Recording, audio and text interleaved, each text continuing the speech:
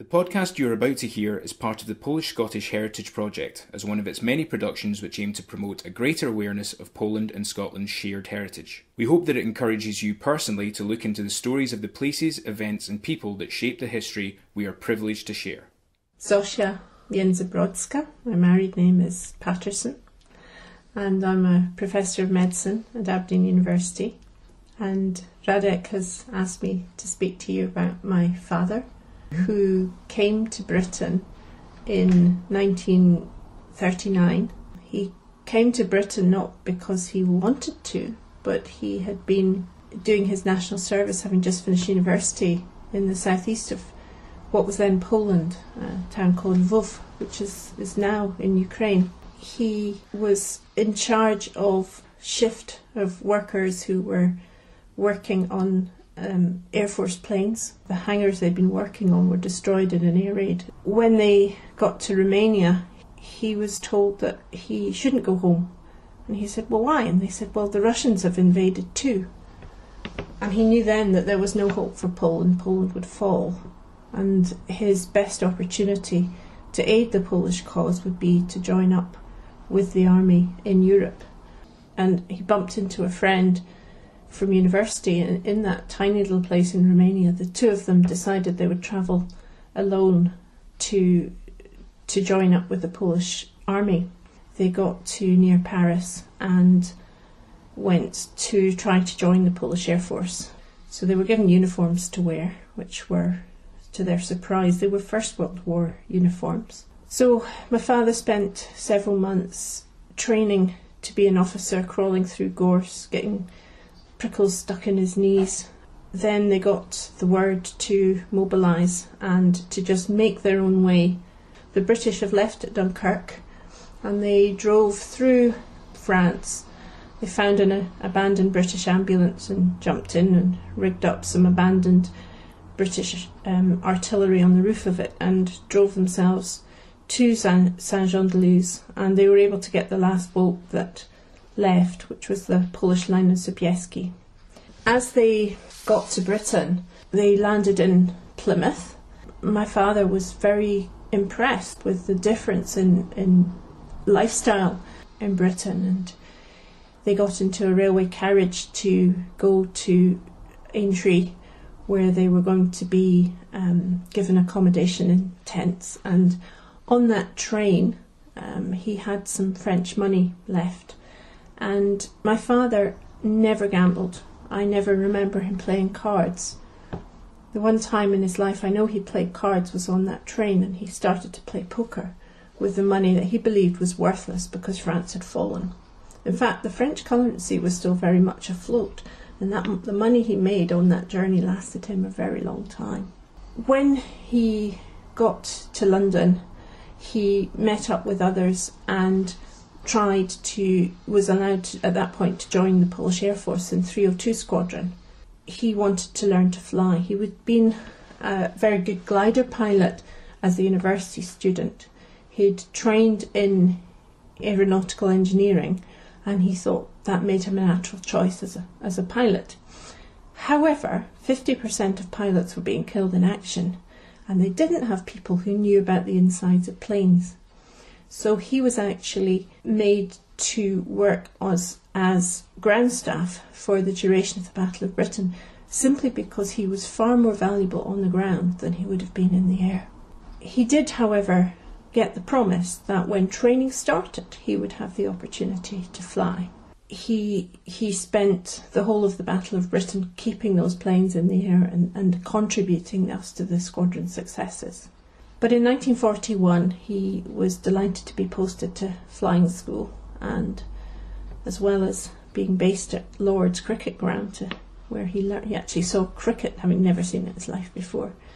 He listened to his pilot's lectures and then started to fly on Tiger Moths and then on Oxfords.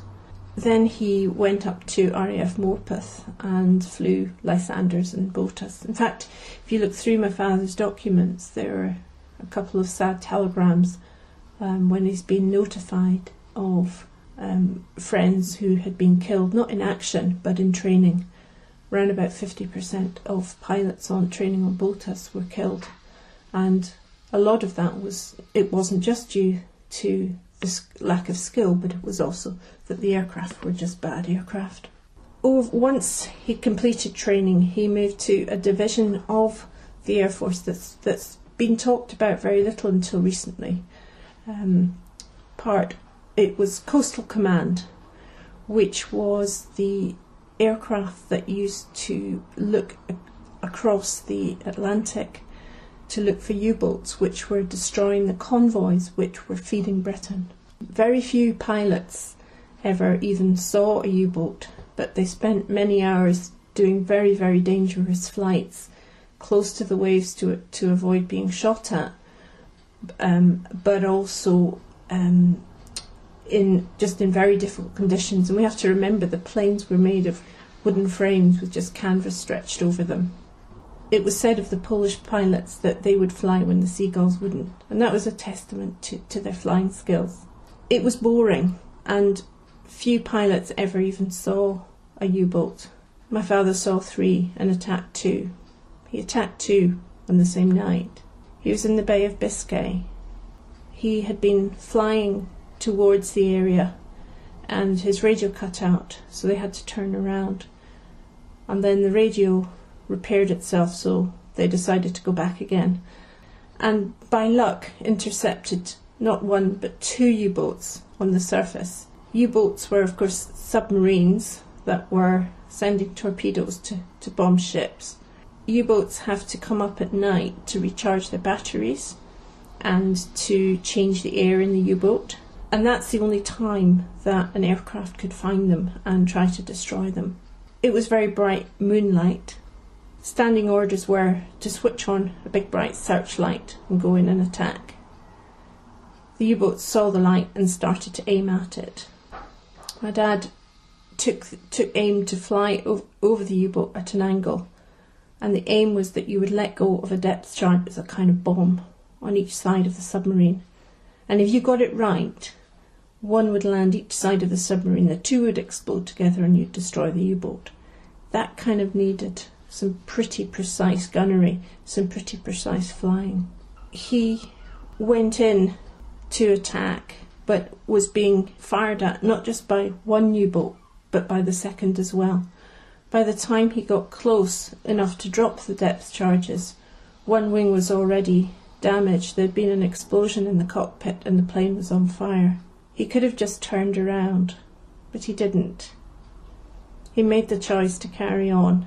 In that process, it caused an explosion that destroyed the U-boat.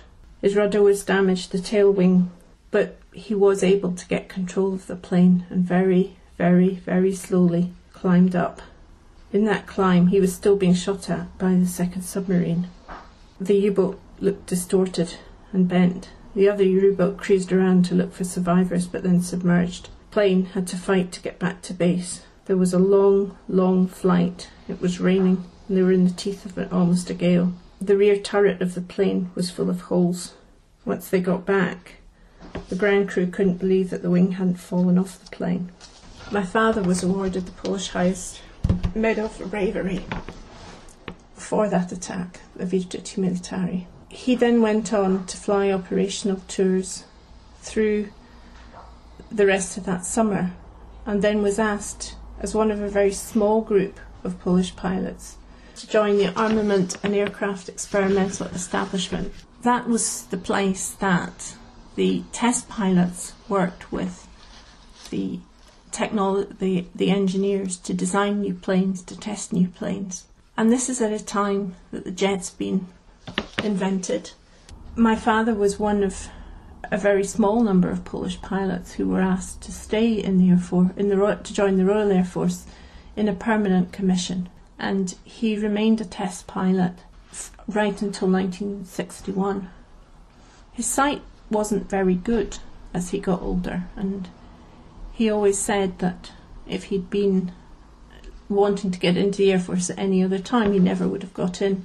But he used to tell the story of how he failed a sight test, and that would have meant him leaving the Air Force.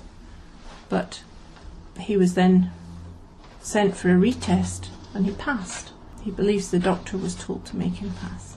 father was awarded the Air Force Medal, the Air Force Cross, mentioned in gazettes because of his role in developing the aircraft after the war. My father used to say he flew solo until 1949, and then he met my mother in the Lake District. My mother was English and came from the south of Britain. They went on and had 3 children in England, and then after my father left the Air Force in 1962, they moved to Edinburgh, and I was born 3 years later. My father was always passionately proud of being Polish. He was passionately proud of Poland, and he always regretted that life never allowed him to return to Poland. When he set off to war in 1939, he fully intended to return to Poland at the end of the war. In Edinburgh, my father started to work for a company called Ferranti. My father's role in Ferranti was to help to develop their military systems for aircraft, and he was able to use his engineering skills but also his knowledge of flying. Probably the biggest impact that my father made in those post-RAF years was in his role in getting the ComEd pilots display into the McDonnell Douglas F-18 Hornet fighter bomber, a US fighter aircraft. This became the biggest export contract ever won by Ferranti, equipped over 1,000 aircraft for the US Navy, the US Marine Corps, Canadian and Australian Air Forces. As a result of that contract, Ferranti was awarded a Queen's Award for Technology and also a Queen's Award for Export Achievement. Another of my father's friends would say that my dad's best work was in the Concorde prototype aircraft programme in the late 60s, when Ferranti supplied the navigation systems for the 4 prototype Concordes. My father retired when he was 70 and then carried on living quietly in Edinburgh with his family as a family man. As a family, we now feel British, we now feel Scottish. I was born in Scotland and I've always worked in Scotland, and I think of myself as a Scot, but I also think of myself as partly Polish, and that was what my father would have wanted. Those people who knew my father best will remember him as a kindly family man who always was honest, who was always full of integrity, and who told very bad jokes. He died when he was 89. This project would not have been possible without the support of our sponsors, including the Consulate General of the Republic of Poland in Edinburgh, and the enthusiasm and hard work of our project volunteers, for which we are extremely grateful.